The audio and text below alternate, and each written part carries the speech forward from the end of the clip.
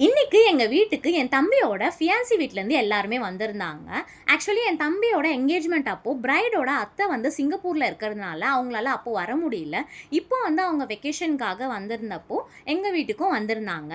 பக்ரீத் முடிஞ்சதுக்கு அப்புறமா கன்டினியூஸா வந்து மட்டனே சாப்பிட்டுட்டு இருக்கிறதுனால ஆஃப்டர்நூன் லஞ்ச்க்காக அவங்களுக்கு prawn biryani, chicken 65 and then milk pudding தான் வந்து செஞ்சிருந்தோம். இன்னைக்கு ஆஃப்டர்நூன் லஞ்ச் வந்து ப்ரிப்பேர் பண்ணது எங்க பாட்டி தான். ரொம்ப நாளுக்கு அப்புறமா வந்து ப்ரான் பிரியாணி வீட்ல செய்றதுனால டேஸ்ட் ரொம்ப அல்டிமேட்டா இருந்தது. அண்ட் தென் நான் வந்து மில்க் புட்டிங்கும், ப்ரௌனியும் செஞ்சிருந்தேன். ஃபர்ஸ்ட் டைம் ப்ரௌனி வந்து ட்ரை பண்ணியிருந்தேன். என்னோட சிஸ்டர் இன் லாக்கு வந்து ரொம்பவே ப்ரௌனி பிடிக்கும் அப்படின்னு சொல்லிட்டு, ஃபர்ஸ்ட் டைம் ட்ரை பண்ண மாரியே இல்ல. ரொம்பவே நல்லா இருந்தது. டெக்ஸ்சர் எல்லாமே பெர்ஃபெக்ட்டா வந்திருந்தது. ரொம்ப நாளா வந்து நான் ஒரு விஷயத்த வந்து ஷேர் பண்ணணும்னு நெனச்சிட்டு இருந்தேன். ரிலேட்டிவ்ஸ்லயே வந்து 2 டைப்ஸ் இருப்பாங்க. ஃபர்ஸ்ட் டைப் வந்து அவங்க உண்டு, அவங்க வேலை உண்டுன்னு இருப்பாங்க.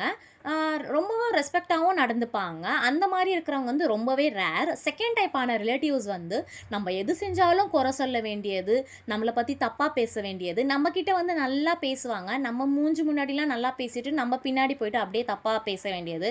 யாரோ பத்தி அவங்க வந்து நம்மகிட்ட தப்பா பேசியிருப்பாங்க. அத நம்ம பேசினத அப்படியே வந்து வெளியில போர்ட்ரே பண்றது.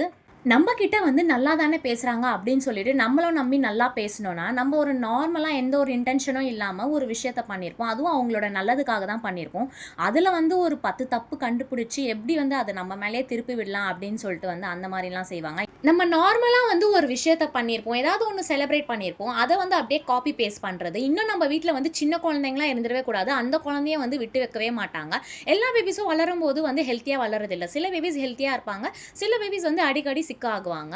நம்மளோட டாக்டர்ஸ் வந்து சில விஷயத்த அவாய்ட் பண்ண சொல்லியிருப்பாங்க. அந்த மாரி வந்து நம்ம ப்ராப்பரா ஃபாலோ பண்ணா, அது கூட வந்து அவங்களுக்கு வந்து பொறுக்காது.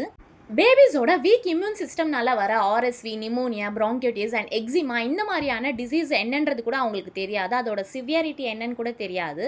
அதனால தான் வந்து நம்ம பேபிஸ வந்து இவ்ளோ டேக் கேர் பண்றது கூட வந்து அவங்களால புரிஞ்சிக்கவே முடியாது. நம்ம எவ்வளோ தான் எக்ஸ்ப்ளைன் பண்ணாலும் அண்டர்ஸ்டாண்ட் பண்ணிக்கவும் முடியாது.